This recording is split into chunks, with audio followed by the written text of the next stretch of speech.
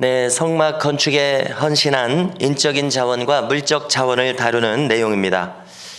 우리는 헌신이라고 하는 것이 무엇인지를 정확하게 정립하고 있어야 된다고 믿는데요. 헌신이라는 것은 무엇입니까? 우리가 가지고 있는 시간과 물질을 드리고 은사와 정성을 드리는 것을 의미합니다. 그래서 우리가 다시 한번 거론할 것은 하나님께서 무슨 가지신 것이 부족하기 때문에 우리의 것을 요구하시는 것이 아님을 우리는 알아야 되겠습니다. 우리가 무엇인가를 하나님께 드린다고 해서 이것이 하나님께 보탬이 되는 것이 아님을 우리는 알아야 되겠습니다. 왜냐하면 하나님께서는 이미 온 우주 삼라만상을 소유하고 계신 분이시기 때문에 무엇이 부족한 하나님이 아니신 것입니다. 그러면 왜 하나님께서는 우리로부터 이것을 받기를 원하십니까? 우리 자신, 우리가 가진 시간과 물질, 은사와 재능, 그리고 정성을 왜 받고자 하십니까? 왜 그러냐면 그것은 첫 번째로 그렇게 우리가 드릴 때 하나님께 그것이 기쁨이 되기 때문에 그렇습니다. 하나님께서 영화로워지시고 영광을 받으시기 때문에 그렇습니다. 자, 우리를 어떻게 지으셨냐면 로봇처럼 짓지 않으셨습니다. 버튼을 누르면 나를 경외하고 버튼을 누르면 나에게 자기 마음을 다 주고 이렇게 로봇처럼 만들지 않으셨습니다. 우리에게 자유의지를 주셔서 그 결과 어떤 일이 생깁니까? 온 인류 가운데 어떤 사람은 자기가 원해서 자발적으로 하나님을 경외하는 것을 선택해서 자기 마음으로 자기가 좋아서 하나님을 섬기고 있습니다. 그러나 인류의 또 많은 사람들은 자기 의지로 하나님을 버리고 하나님을 외면하고 하나님을 거절하고 하나님을 심지어 조롱하고 이렇게 자기가 살고 싶은 대로 살도록 사는 그 길을 선택하고 있습니다. 어떻게 보면 하나님께서는 왜 이런 길을 택하셨습니까? 여러분, 그것은 조금 전에도 거론했듯이 한번 이치를 생각해 볼 때 사람이 자기가 좋아서 하나님을 영화롭게 하기를 하나님은 원하시고 바라시고 그것을 기뻐하셨기 때문입니다. 그러므로 한번 생각해 보십시오. 내가 자원해서 나의 시간과 물질과 재능과 정성 나의 모든 것을 하나님께 드린다고 할 때 이것은 하나님께서 너무나 큰 보람과 기쁨이 된다는 것을 헤아릴 수가 있습니다. 그런데 많은 인류가 시간적으로 단 100년도 살지 못하면서 모든 자기에게 있는 자원들을 자기를 위해서 쌓아둡니다. 자기를 위해서만 사용하고 있는 인류들이 얼마나 많습니까? 모든 것은 자기의 선택일진데 얼마나 어리석은 선택을 하고 있냐는 것입니다. 그래서 정녕 우리가 깨닫게 되는 것은 우리는 이 세상에서 살아가는 이런 지식들은 좀 없어도 됩니다. 그러나 하나님 말씀에 대한 지식, 영적인 방면에서 우리는 어리석고 무지한 자가 돼서는 안 되겠다는 것입니다. 세상 지식은 좀 없어도 괜찮아도 하늘 지식은 우리가 무지한 자가 되면 이것은 우리의 생명에 관련된 일이요, 우리가 손해본다는 얘기입니다. 더 심각하게는 하늘 지식이 없으면 우리의 영혼은 죽는 길을 선택하고 그 길로 빠져들어가 버린다는 것입니다. 그러므로 우리가 믿음의 말씀의 이 지식과 지혜는 우리의 생명과 관련된 것이므로 반드시 있어야 되겠고, 반드시 쉽게 말해서 우리는 하나님의 말씀에 있어서는 똑똑한 자, 깨닫는 자가 되어야 할 것입니다. 그러므로 믿음의 지식에 있어서만큼 가장 내가 현명한 자가 되리라, 똑똑한 자가 되리라, 이것을 소망하고 추구하시기를 주님의 이름으로 축원합니다. 그래서 우리가 헤아려 보건대 이 짧은 100년도 안 되는 시간 동안만 우리는 이 지상에서 하나님을 영화롭게 할 기회가 있습니다. 나의 시간과 물질과 정성과 은사를 드릴 기회가 한정적으로, 제한적으로 이 짧은 시간에 있다는 것입니다. 그러므로 될 수 있는 한 나 자신에게 주신 전부를 드리겠다는 각오가 서면 설수록 좋은 것 아니겠습니까? 그런데 가만히 또 생각해 보건대 누구에게 좋은가 하면, 하나님을 영화롭게도 하지만 결국은 누구에게 이게 좋은 일인가 하면은 자기 자신에게 좋은 일인 것을 깨닫게 됩니다. 하나님께 모든 것을 드린다고 한 것이 결국은 자기에게 좋은 일을 시키고 있더라는 것을 우리가 깨닫게 되는 것입니다. 이것이 바로 우리가 이 지상에서 금생과 내생에서 약속에 있는 영육간의 100배의 결실을 하는 복된 자의 삶의 길임을 믿습니다. 할렐루야. 여러분, 우리가 하나님께 무엇인가를 드린다고 하는 것, 생명의 관계에서는 우리가 죽도록 충성한다는 것은 먼저 그의 나라와 그의 의를 구하는 것임을 말씀을 통해서 깨닫습니다. 그러면 하나님께서 약속하시기를 너에게 이 모든 것을 더하여 주시리라 약속해 주셨음을 우리는 결코 잊어버려서는 안 될 것입니다.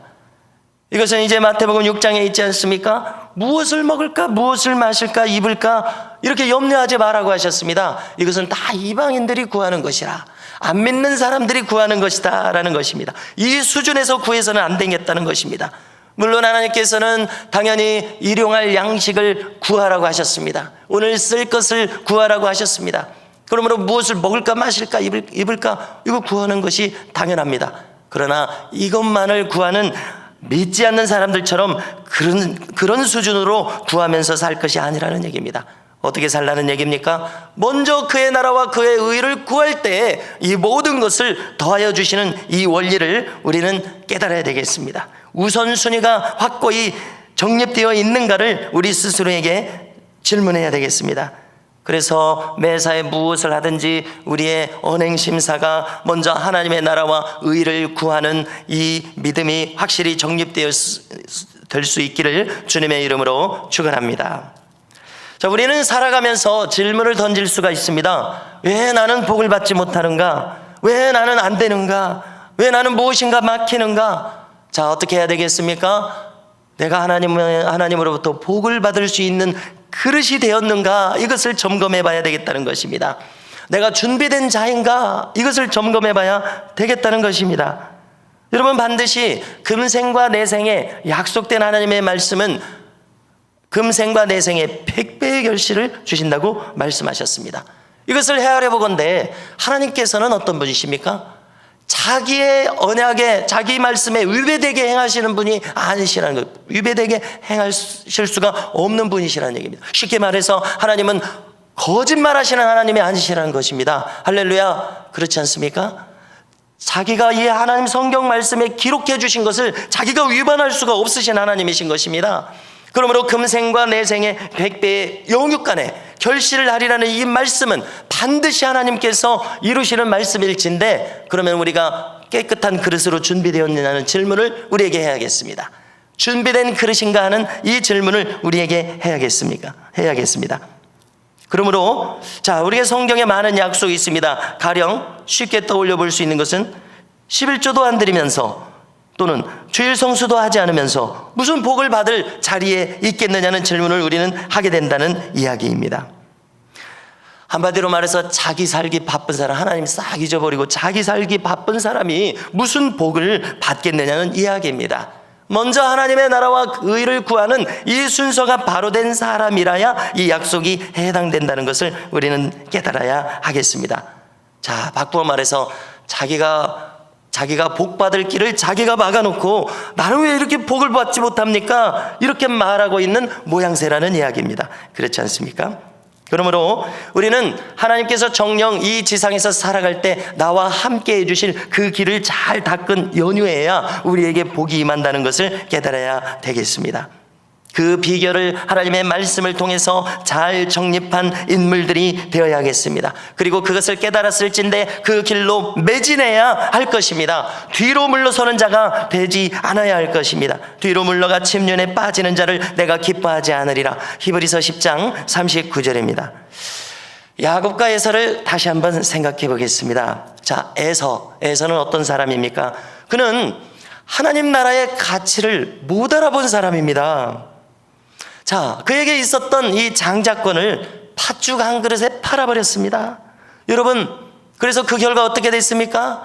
하나님 나라의 보배로운 것을 그처럼 무가치한 것으로 대접했으니 자기도 하나님 나라에서 무가치한 자가 되고 말았다는 사실입니다. 여러분, 이것이 나의 모습 아닌가 살펴보자는 것입니다. 하나님 나라의 가치를 내가 몰라보고 내 눈이 가리워져서 그것을 헌신짝처럼 버리고 살아버리면서 어떻게 하나님 기뻐하시는 그 하나님 영육간의 축복이 우리에게 임하겠냐는 이야기입니다. 여러분, 에서가 그런 어리석은 인물이었습니다.